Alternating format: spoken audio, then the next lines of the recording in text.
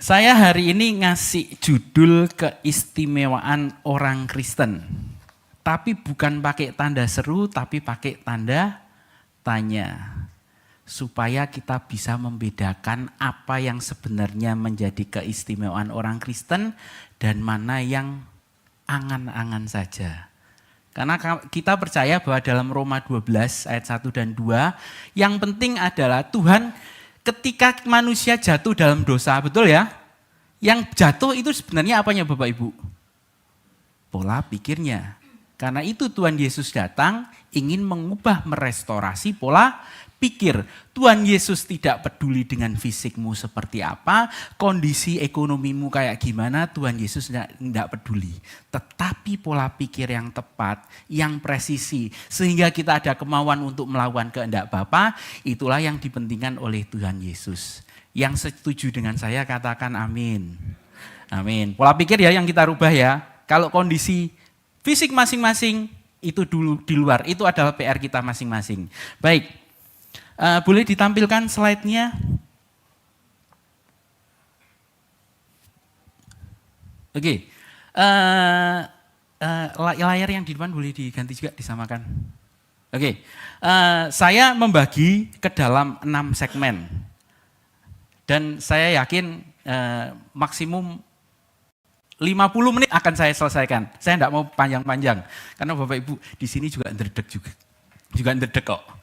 Oke, yang pertama yuk kita lihat, kita mau masuk ke yang pertama, latar belakang. Saya ingin, ini langsung masuk ya. Oh iya Bapak Ibu, semua yang saya sampaikan di sini, ini adalah satu persepsi yang sedikit berbeda, tapi intinya sudut pandang saja. Kalau Pak David biasanya seperti apa, saya akan menyampaikan dengan sisi yang berbeda. Tapi percayalah titik kuncinya adalah bagaimana kita harus berubah pola pikir seperti yang di awal saya sampaikan. Oke, next. Oh, maaf. Pencetannya di sini. Oke. Bapak Ibu, saya tahu kondisi terakhir ini tidak menyenangkan. Terakhir saya baca di Filipina kalau nggak salah. Markus sudah menyampaikan bahwa orang harus berjalan kaki dari rumah. Kenapa? Karena stok BBM-nya enggak cukup. Nah, kita harus bagaimana? Karena konon orang Kristen dilindungi sama Tuhan. Iya Pak ya, orang Kristen dilindungi sama Tuhan. Nah, kita lihat ya, di awal ini, oke. Ini siklus sejarah Bapak Ibu. Hard time, masa yang sulit akan menciptakan orang-orang yang strong, yang ketat, yang kaku. Anda tidak percaya, lihat kakek nenek kita. Disuruh bohong mau enggak? Disuruh berbuat terlambat mau enggak? Disuruh untuk berbuat malu kalau hutang itu ketahuan sama orang. Iya apa ya? Tapi Bapak Ibu, di masa sekarang, itu turun ke bawah ya. Strongman ini menciptakan orang-orang yang penuh dengan prinsip. Kita kenal orangnya kaku. Nah, tapi seiring strongman, orang-orang yang kuat, orang yang memegang prinsip, maka akan menciptakan masa-masa yang indah, masa-masa yang santai. Pembangunan ada di mana-mana, berkembang dan seterusnya. Di mana masa-masa yang bagus ini akan menciptakan yang namanya weak man, orang-orang yang lemah, mulai kendor. Kenapa? Karena hidupnya nyaman, tidak terbiasa untuk bekerja keras, bangun bisa siang. Kemudian weak man ini pada akhirnya akan menciptakan apa?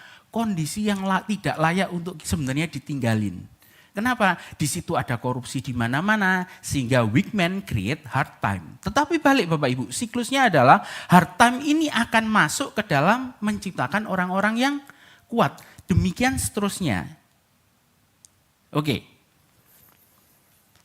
Bapak Ibu, siklus ini ada juga campur tangan dari Tuhan Bapak Ibu. Sebenarnya saya ingin memotong-motong ini ya. Jadi begini, kita itu tidak pernah menduga. Bayangkan ketika kita di tahun 2018, 2018. Pernahkah Anda terbersit bahwa di sana akan terjadi yang namanya COVID-19? Nol, nggak ada. Tidak ada. Orang akan merasa bahwa ekonomi baik-baik saja, orang akan berperilaku bekerja dengan baik, terus kemudian mencari makan, hidup, kawin dan dikawinkan. Seperti yang Tuhan bilang, Tuhan ini akan menjadi siklus yang enggak mungkin ada. Pada akhirnya Bapak Ibu tahun 2019, Desember tepatnya, itu melebaklah virus COVID-19. Pada bulan dan sampai dengan bulan Mei 2023. Ingatkah Bapak Ibu, waktu itu Anda ke gereja aja enggak boleh. Gereja ini kosong, bahkan bangku-bangku ini harus dijaraki. Nangkep Bapak Ibu, masih ingat waktu itu, peristiwa itu? Apakah waktu itu di tahun 2018 Anda berpikiran akan terjadi demikian? Enggak ya. Kalau kita bayangkan di tahun 2000, sekarang aja di tahun 2025, kita membayangkan yang dulu, ketika tahun 2020, orang itu loh nyopir, mau turun, mau berangkat ke Bali, itu pasti pakai swab. Betul? Anda ketemu orang itu curiga, jangan Anda bertamu ke rumah orang, betul? Hal yang sama sebenarnya terjadi ketika tahun 1918 ketika Spanish flu melanda. Dampak yang terjadi, bukan dampak Bapak Ibu, setelah peristiwa Spanish flu, kita melihat ada Perang Dunia Kedua. Saya pernah diminta untuk menjadi seorang pembicara pembekalan untuk kelulusan mahasiswa Stikom waktu itu. Kira-kira di awal COVID selesai, jadi mungkin di tahun 2023 awal. Saya ngomong satu hal Bapak Ibu, saya sudah sampaikan ini. Jadi bukan karena Mr. Trump lagi nyerang Iran, terus kemudian Selat Hormuz ini parah, 1.400 kapal berisi minyak tidak diizinkan lewat Selat Hormuz. Makanya saya berbicara ini, enggak. Saya di tahun 2023 pernah menceritakan hal yang sama. Karena saya takut, saya curiga bahwa nanti saya enggak tahu kapan bakalan terpecah perang. Pak Menlu lebay masa mungkin terjadi Saya tanya Bapak Ibu, tahun 2018 Anda menduga enggak bakalan ada COVID? Enggak ya? Jujur ya enggak, sama wong saya enggak. Saya enggak pernah kepikiran bahwa nanti selama COVID saya beli sepeda, bareng-bareng sepedaan sama Pak Tony, sama Bu Lili, sama Pak Abed. Saya enggak pernah kepikiran. Sama Pak Han, mikir mau sepedaan itu loh enggak tahun 2018. Wong naik kendaraan mesin enak, nyaman, enggak pernah mikirin sepedaan saya waktu itu Bapak Ibu. Saya enggak menyangka. Masa saya paling sehat itu pada saat saya ngalamin COVID. Kenapa? Saya jarang kena sakit. Kenapa? Karena tiap hari berjemur. Ingat enggak disuruh berjemur tiap hari. Harus begini, harus begini. Waduh, pokoknya keluar rumah, pulang, mandi, cuci tangan. Ingat? Halo? Itu masa saya paling sehat. Enggak pernah sakit saya. Kena COVID, hampir kena COVID. Kena COVID-nya karena vaksin aja. Nah, oke. Jadi sebelum COVID kita tidak menduga bakalan ada COVID. Posisi sekarang Bapak Ibu, kok kayaknya akan ada perang. Iya apa iya? Sudah malahan. Tapi belum merebak sampai yang gimana-gimana. Bapak Ibu, nek diceritain begini, Anda was-was enggak? Halo? Itu pendeta kok malah nyeritain kayak begini. Karena jangan khawatir Bapak Ibu. Kalau bukan saya yang ngomong, percayalah sebentar lagi pendeta-pendeta dari mana-mana bakalan ngomong tentang hal yang sama di tengah perang. Kenapa? Yuk saya lanjutkan lagi. Sebenarnya Bapak Ibu, peristiwa perang ini itu bukan peristiwa yang luar biasa. Kenapa? Karena kalau kita ngelihat, saya masuk pada poin yang kedua. Sebenarnya hal ini Bapak Ibu sudah disampaikan oleh Yesus kepada Yohanes, yaitu tentang kuda merah. Ayo kita baca sama-sama. Mungkin dibuka biar lebih gede.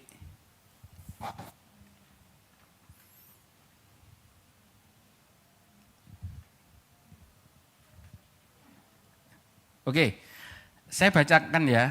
Oke, saya bacakan aja. Dan ketika anak domba itu...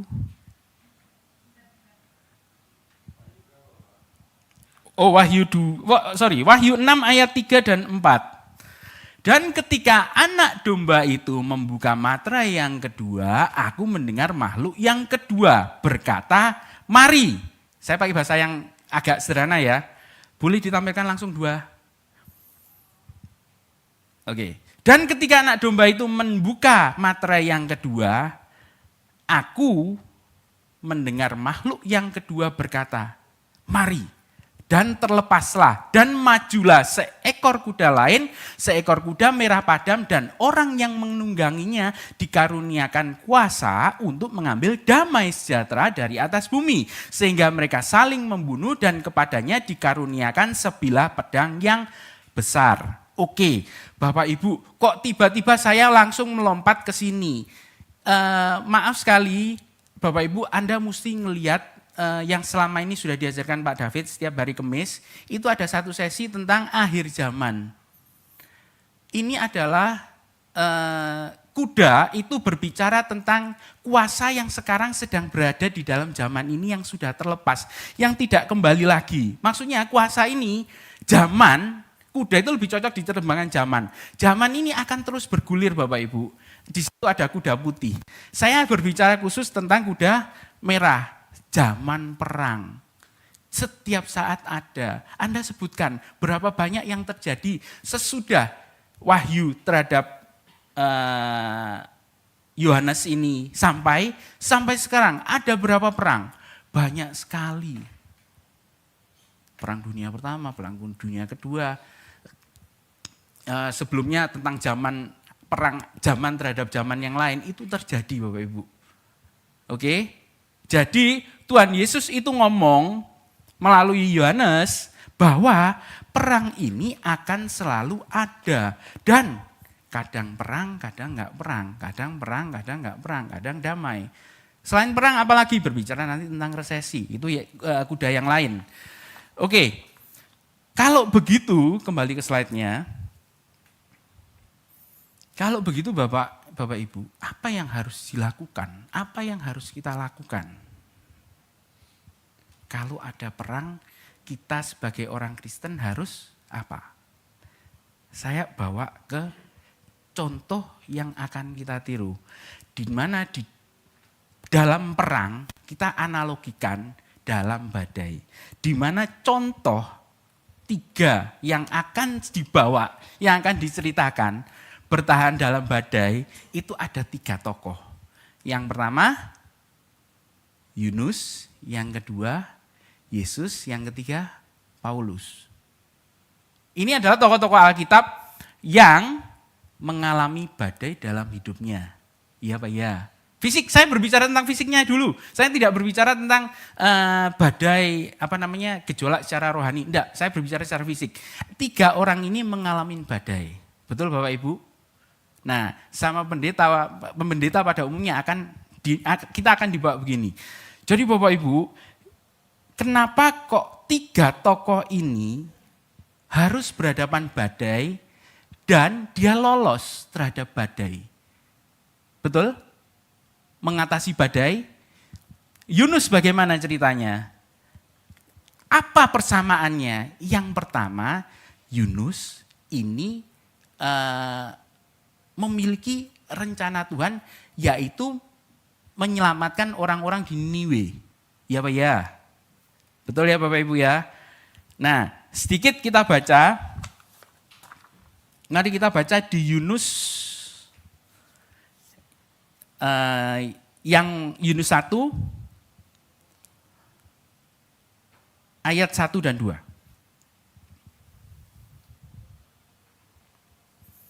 Datanglah firman Tuhan kepada Yunus bin Amitai, demikianlah, bangunlah, pergilah ke Niniwe, kota besar itu, serukan kepada mereka, karena kejahatannya telah sampai kepadaku. Kemudian singkat cerita, karena Yunus tidak mau, maka Yunus bersiap untuk melarikan diri ke Tarsis. Ayat yang ketiga, jauh dari hadapan Tuhan, dan ia pergi ke Yafo dan mendapat di sana sebuah kapal dan berangkat ke Tarsis. Kemudian ayat yang keempat, Tuhan menurunkan angin ribut ke laut, terjadilah badai besar sehingga kapal-kapal itu hampir-hampir terpukul hancur. Ayat 5, awak kapal menjadi takut, masing-masing berteriak kepada Allahnya. Jadi orang dari mana itu ngomongin tentang Allahnya, Tuhan tolong. Dan anehnya Bapak Ibu, anehnya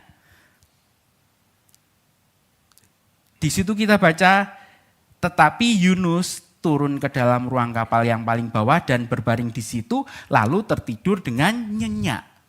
Aneh Bapak Ibu, nanti kalau kita baca ya, baik di Yunus, baik di Yesus dan di Paulus, semuanya pada saat badai sedang dalam posisi tidur. Kenapa? Karena tidak ada yang menduga.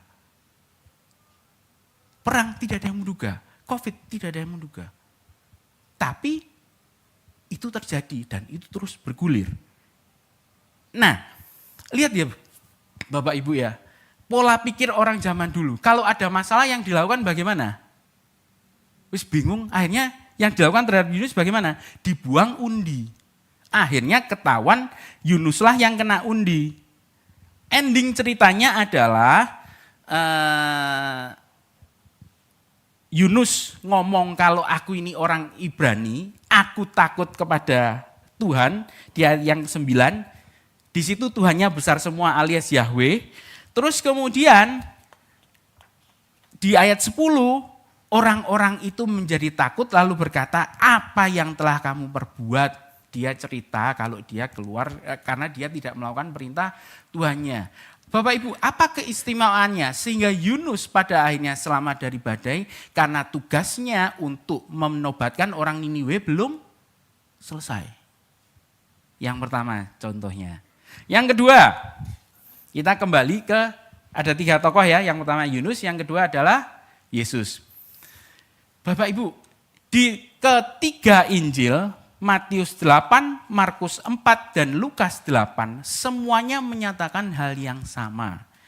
Bahwa Yesus mengajak ke seberang, Yesus sedang tidur, tiba-tiba angin datang. Dan muridnya takut, Yesus menghadapi badai dan akhirnya badainya berhenti.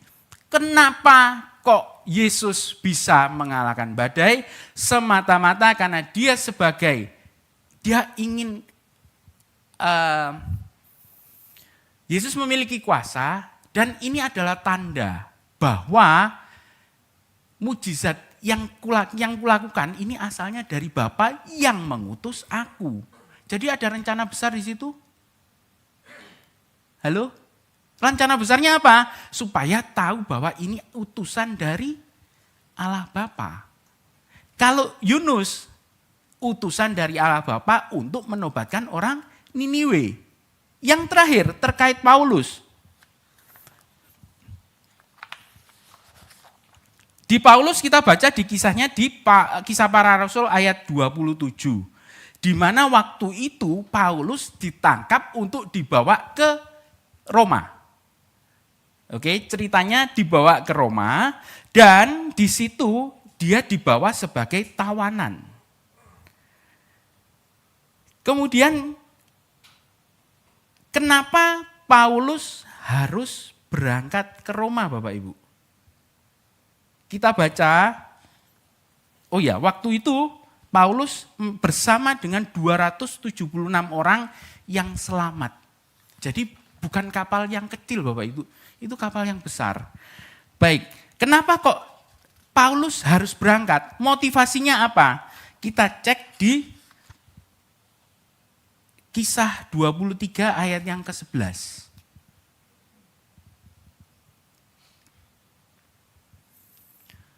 Pada malam berikutnya Tuhan datang berdiri di sisinya dan berkata kepadamu, kuatkanlah hatimu.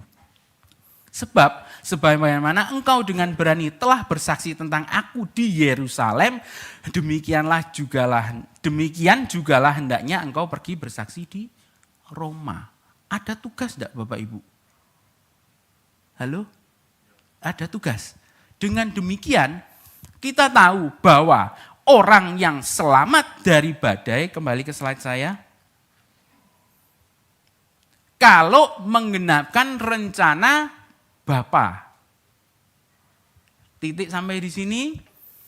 Ini Bapak Ibu, biasanya pendeta-pendeta secara umum akan berkata begini. Karena itu Bapak Ibu, selama Anda menggenapkan rencana Tuhan dalam kehidupan Bapak Ibu, rencana yang mulia, yaitu untuk menjangkau jiwa-jiwa, untuk melebarkan sayap, untuk melakukan yang terbaik untuk Tuhan, maka Bapak Ibu, Anda pasti akan dilindungi. Ada amin Bapak Ibu?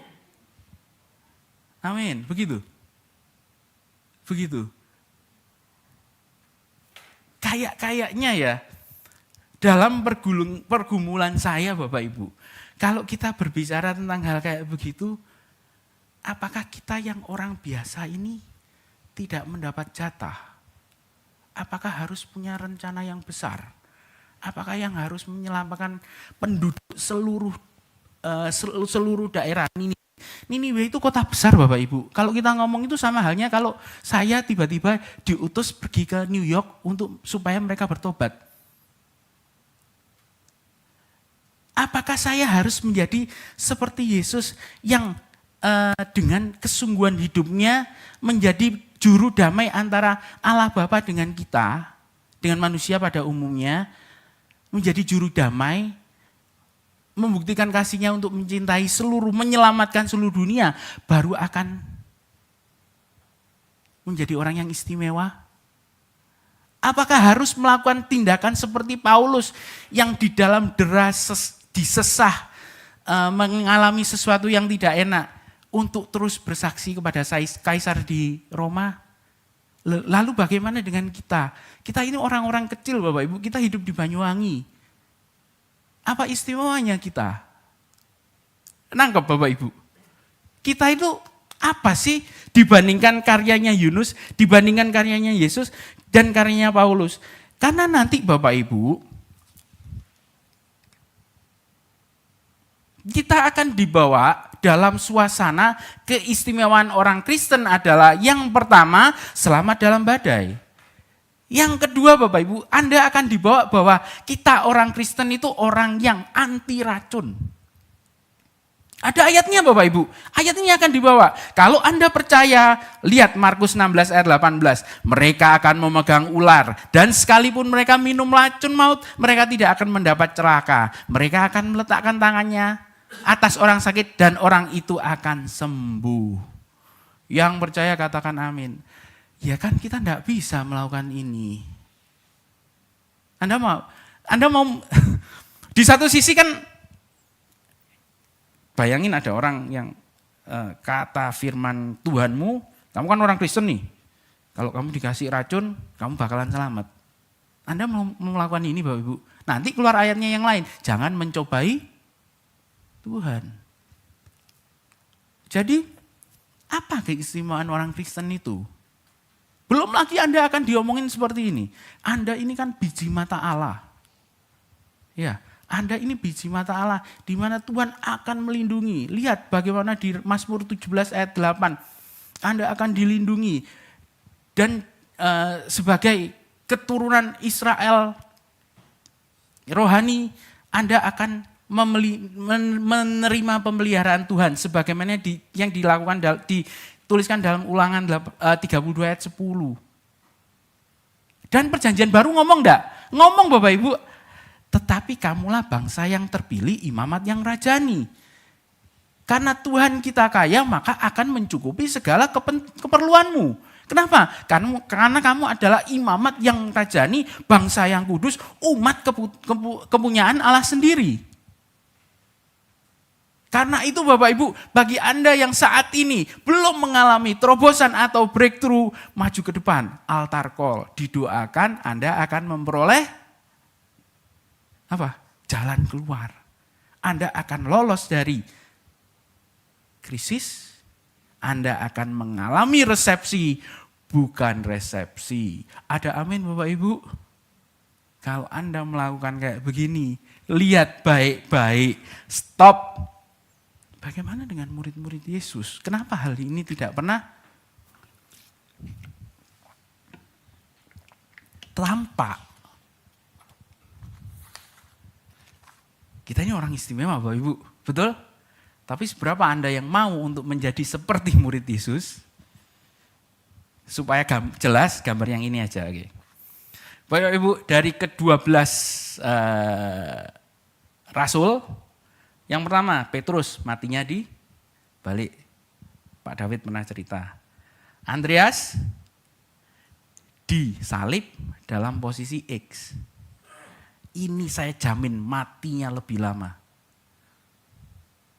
Lebih menderita. Yohanes, oke, dia meninggal karena sebab yang natural. Yakobus dibunuh dengan pedang. Filipus disalib terbalik. Bartolomeus dikuliti hidup-hidup.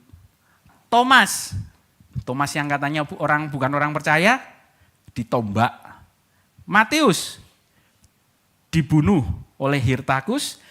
James, Yakobus anak Alfeus dirajam sampai mati. Tadeus dibunuh dengan kapak.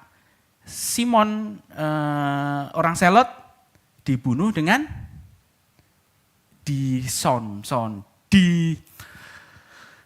digergaji. Matias pengganti Yudas Iskariot dipenggal. Katanya kalau kita ngomong pendeta, boleh maju sedikit, oke. Anda akan mengalami ini Bapak Ibu. Selamat dalam badai, anti racun, Anda biji mata Allah, umat pilihan. Anda akan mengalami terobosan, breakthrough, mengalami resepsi bukan resesi. Halo? Tapi kenyataannya tidak ada satupun dari 12 murid Yesus yang hidup dengan nyaman. Lalu apa keistimewaan orang Kristen? Seringkali ya, saya ini ingin membedah ayat yang ini aja.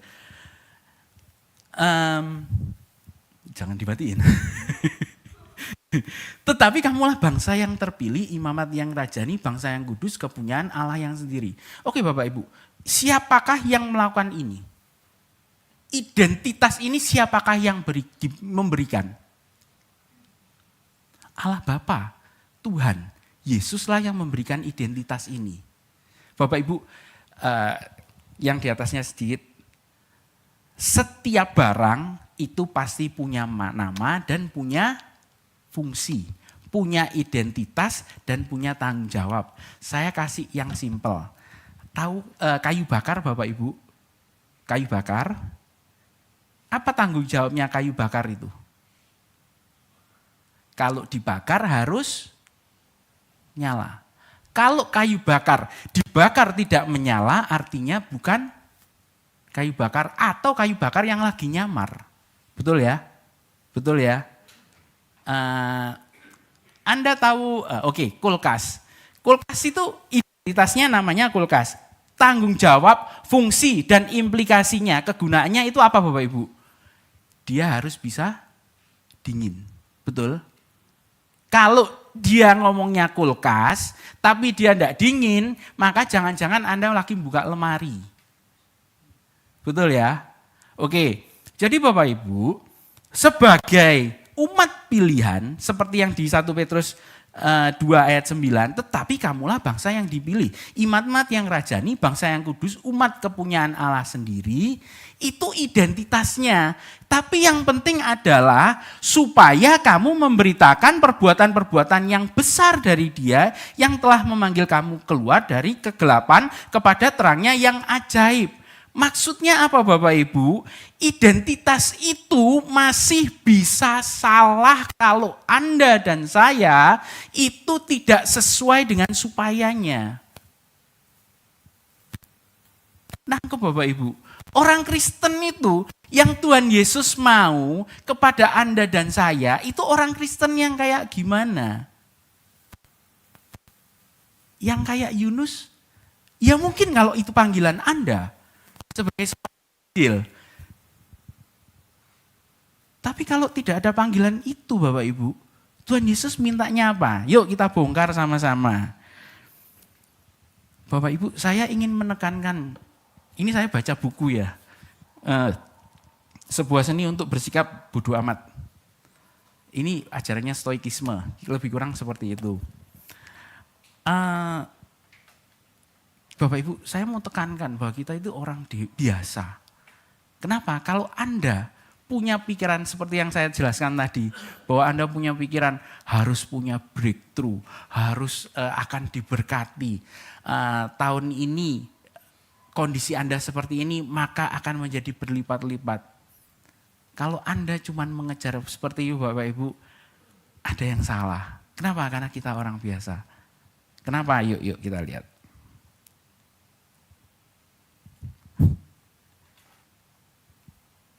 Next.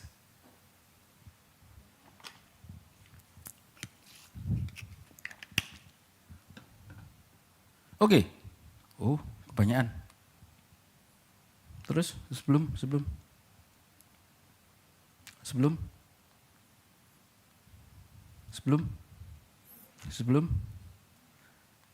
Oke, makasih. Bapak Ibu, di buku ini saya baca dan saya cukup terkejut. Kalau Anda merasa bahwa Anda ditakdirkan untuk menjadi istimewa, ini kan yang nanti terjadi. Logical fallacy atau sesat pikir,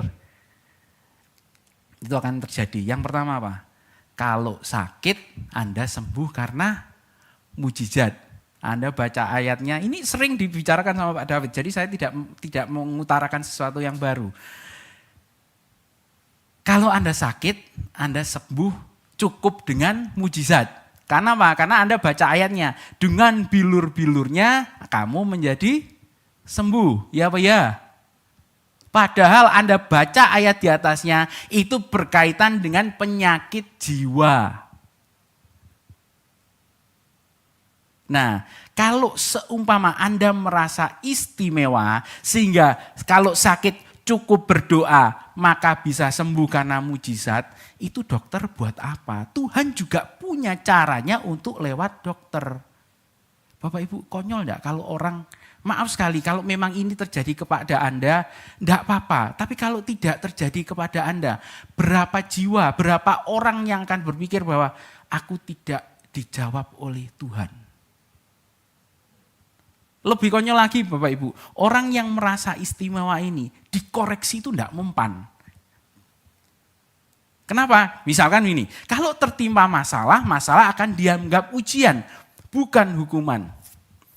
Misalkan begini, saya pengusaha, saya ini terbiasa misalkan ngemplang pajak atau mengurangi pajak atau melakukan tindakan memotong UMR. Kalau seumpama saya ketemu di snaker, maka saya akan menganggap, wah ini ujian dari Tuhan. Padahal Bapak Ibu, Tuhan itu kalau kita salah sama Tuhan diapakan? Dihukum. Ini penting loh. Kalau Anda merasa istimewa, oh ini ujian dari Tuhan. Bahkan Anda akan ngomong, hadiah dari Tuhan itu selalu bungkusnya enggak enak. Kadang Bapak itu hukuman dan Anda harus bertobat. Bukan ujian ini untuk naik level. Pola pikirnya Bapak Ibu tidak boleh salah. Terus kemudian kebiasaan memiliki kuasa yang tidak pada tempatnya. Kuasa apa? Klaim janjinya.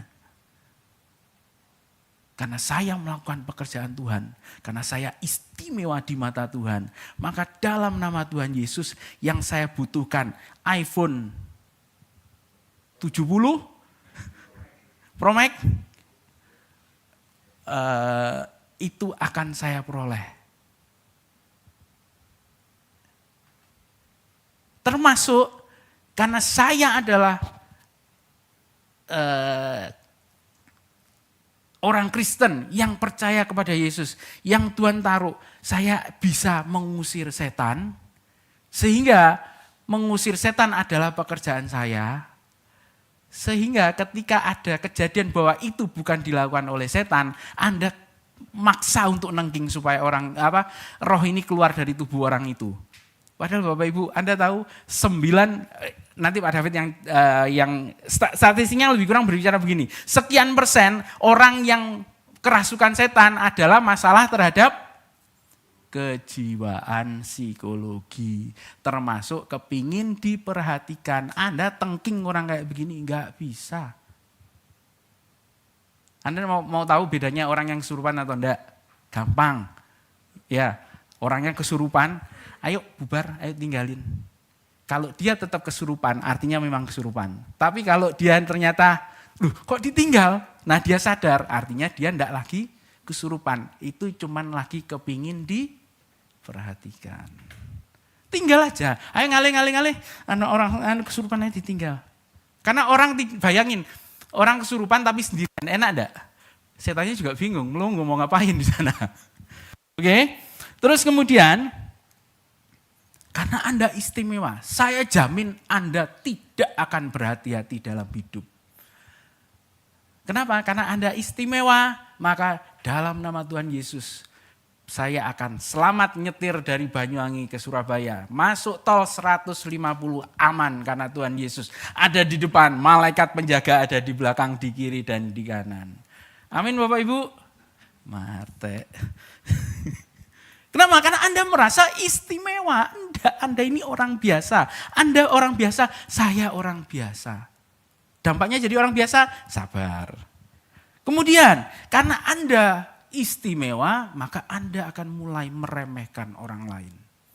Kenapa? Gampangnya, cuman orang Kristen yang selamat masuk kerajaan surga, yang diterima di surga.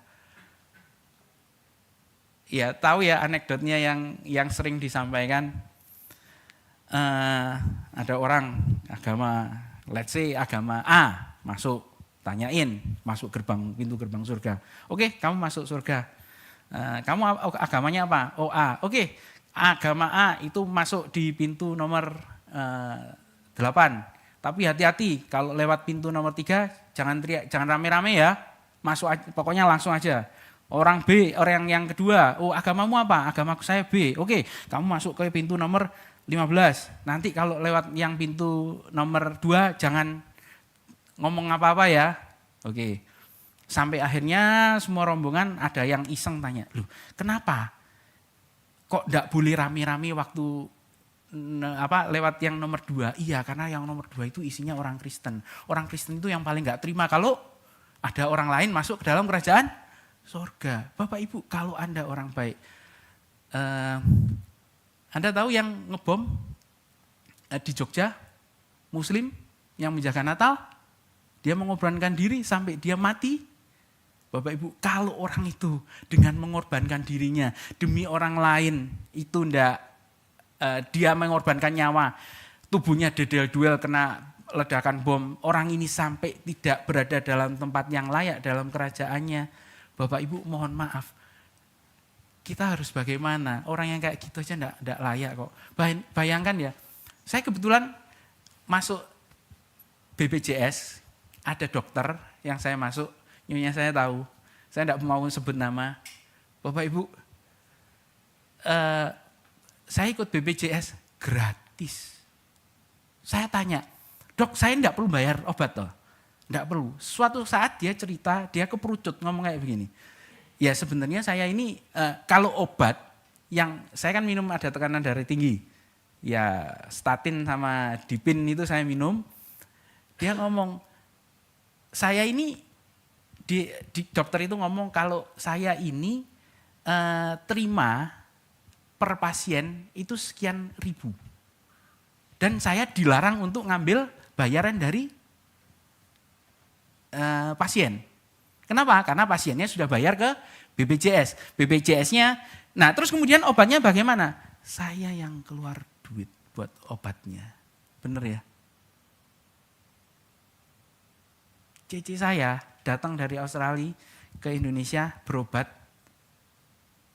Cici saya sampai bingung. Berapa? 15.000 Ibu. Saya dalam hati mikir, nek wong koyok ngini tidak masuk kerajaan surga, siapa yang bisa masuk? Tulus. Saya di Senen itu rela Bapak Ibu. Kalau kolesterol saya tinggi, tekanan darah saya tinggi, saya rela dimarahin. Saya tetap ke dokter ini. Kenapa? Karena saya melihat ketulusan hatinya dalam melayani. Barusan dokter ini diundang di gereja lain, mama saya yang cerita, tidak mau dikasih duit. Maksudnya untuk karena dia datang, dikasih duit, tidak mau. Tapi kalau dikasih barang, dia menerima untuk menghormati. Apakah dia berkecukupan? Enggak juga lah saya rasa. Mohon maaf, saya masih lebih mampu dari dia secara ekonomi, saya yakin. Tapi dia penuh pengabdian ke masyarakat. Anda tahu yang ceritanya dokter yang punya rumah sakit terapung di Sumbawa daerah sana? Dokter Lee. Kalau orang itu gak mlebu surga, wis jangan berharap macam-macam Bapak Ibu. Maaf, saya tidak mungkin masuk surga kalau orang itu tidak bisa masuk surga. Oke? Meremehkan dan merendahkan orang lain. Selanjutnya, kalau kita merasa istimewa, yaitu tadi menjadi sombong, bersikap eksklusif, hanya diri sendiri yang diselamatkan. Yang parah juga, karena Anda merasa diistimewakan, merasa istimewa, maka Anda akan menjadi anti kritik. Setiap kali ada pendeta yang membenarkan atau mengoreksi Anda, kamu sebaiknya merawat orang tuamu lebih dari perpuluhan yang kamu berikan kepada gereja. Tidak bisa, karena saya melakukan ini supaya saya diberkati dan supaya saya bisa memberi lebih kepada orang tua. Nanti jawabannya kayak begitu Bapak Ibu, anti kritik. Yang Tuhan mau itu apa sih? Ngomong sama saya orang biasa. 1, 2, 3, saya orang biasa. Kalau kita orang biasa Bapak Ibu, Anda bisa salah enggak? Kalau orang istimewa bisa salah enggak? Enggak bisa salah, percaya saya. Kita akan selalu mawas diri dan rendah hati. Terus kemudian mulai kita mengenal tentang, karena saya orang biasa, saya tidak diberikan kecukupan yang lebih, saya siap berbagi dengan sesama. Itu akan muncul Bapak Ibu. Ya, jangan pernah merasa kita itu istimewa. Kita dengan menjadi orang biasa yang takut salah, yang bisa salah, kita justru akan malah mengerjakan keselamatan kita dengan takut dan gentar. Karena kita terbiasa merasa bahwa kita adalah orang biasa, maka kita akan bergantung dengan Tuhan. Bahkan sampai berani ketika janda yang memberikan persembahan 2 peser. Tuhan, aku mampu memberikan yang ini. Aku orang biasa yang tidak punya apa-apa. Ini tak kasih. Nek aku habis ini tidak makan. Terserah Tuhan. Ingat janda yang ditolong sama Elisa atau Elia? Sama kan kasusnya? Kalau roti, minyak, dan tepung yang tak buatkan roti untuk kamu mbok makan, hari ini aku tidak makan. Ya wis, kalau aku mati ya tidak apa-apa, demi aku melayani Tuhanku. Mau jadi orang yang biasa Bapak Ibu? Halo? Pesan saya ini sederhana. Saya mau kita itu menjadi orang yang biasa. Dan ujung-ujungnya karena kita biasa, akhirnya ketika ada penderitaan kita bisa ngomong, Tuhan terima kasih, penderitaan ini saya yakin saya tahu. Karena kalau saya menjadi orang istimewa, penderitaan ini enggak ke saya, maka saya tidak berurusan dengan engkau. Contohnya begini, Kalau orang dibuat miskin, ternyata tidak jatuh dalam dosa, iblis akan berperilaku bagaimana? Dia akan diberkati dengan cara yang tidak biasa. Saya ulang ya, kalau orang ketika dalam penderitaannya, orang menderita nih, kekurangan dan lain sebagainya, maka dia akan berdoa memohon kepada Tuhan. Kalau orang ini diberkati Bapak Ibu, yang dilakukan bagaimana? Dekat sama Tuhannya? Tidak mungkin. Percaya saya, kalau orang yang tidak punya apa-apa, tiba-tiba diberkati, langsung dia bukannya memberikan sesuatu untuk pekerjaan Tuhan, dia bisa noleh, oh TV di rumah saya jelek. Nangkep Bapak Ibu? Kebanyakan orang kayak begitu. Setialah terhadap penderitaan. Kenapa saya tidak memunculkan ayatnya? Ini sering kita bahas, bahwa penderitaan yang kualami ini adalah wujud bagaimana kita itu melayani Kristus. Kalau kita mau meniru Yesus, ya Tuhan itu menilai kita dalam perbuatan kita, betul enggak? Perbuatan kita.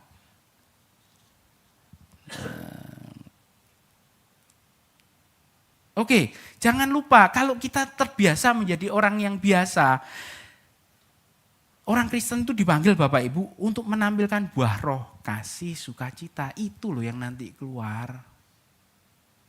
Cinta yang tak bersyarat. Kalau tetangga saya, teman saya sedang berkekurangan, saya siap membantu. Kalau orang yang istimewa, orang itu dikutuk Tuhan, tidak layak untuk ditolong, wong tidak perpuluhan. Itu loh orang yang merasa istimewa. Menjadi garam dan terang dunia tidak bisa. Orang biasalah yang bisa melakukan itu. Karena dengan kesetiaannya kepada Tuhan, Tuhan maumu apa? Kalau orang istimewa Bapak Ibu, saya jamin dia akan berpikir, diomongi Tuhan untuk rendah hati itu sudah tidak bisa. Yang Tuhan mau adalah bahwa aku membesarkan pundi-pundiku. Kenapa? Karena pundi-pundiku ini berkaitan dengan pekerjaan Tuhan. Seringkali sombong dan takabur. Tapi dengan Anda setia dalam menjadi terang dan garam dunia, Anda berikan kepada sesama, berbelas kasih, itu yang harus kita kerjakan. Amin Bapak Ibu. Andalkan kasih karunia, setia dalam hal-hal kecil. Kalau orang yang istimewa Bapak Ibu, tidak mau sudah. Untuk melakukan hal-hal yang remeh-temeh itu tidak mau. Kita menjadi pribadi yang setia dalam hal-hal kecil termasuk apa sih? Bagaimana kita berdoa, kita merenung. Kenapa? Karena kita merasa bahwa kita itu tidak ada apa-apanya. Tuhan, aku bersyukur kalau kamu mau memakai aku. Itu sudah cukup bagiku. Dari situ kita akan bisa mengatakan, Tuhan Yesus cukup bagiku. Amin Bapak Ibu. Anda nangkep maksud saya? Jangan berhenti di kita mau menjadi orang yang istimewa. Enggak, jadilah orang yang biasa, yang tekun, yang mengerjakan keselamatan dengan takut dan gentar. Kesimpulannya apa? Saya pakai quote, saya berusaha menyederhanakan. Ini quote saya, Bapak Ibu, ingatlah identitasmu. Karena saya sudah dipilih, karena saya sudah mengikut Yesus, maka tanggung jawab saya mengikut Yesus itu apa? Lakukan tanggung jawabmu. Di mana setiap kamu, setiap kita, setiap Anda dan saya, itu punya tanggung jawab dan itulah yang wajib Anda perkarakan setiap hari. Dari perang Bapak Ibu, maaf, Anda mungkin, saya dan Anda tidak menjadi orang yang istimewa, menjadi juru damai Donald Trump dengan pihak Iran. Enggak, kita mungkin bukan jadi yang kayak begitu. Kita cukup melakukan tugas kita, kasih sesama kita, perhatikan sesama kita, apa yang dibutuhkan kita bantu. Kalau begitu Bapak Ibu, jadi Kristen bisa enggak? Bisa enggak? Semoga Anda tangkap maksud saya,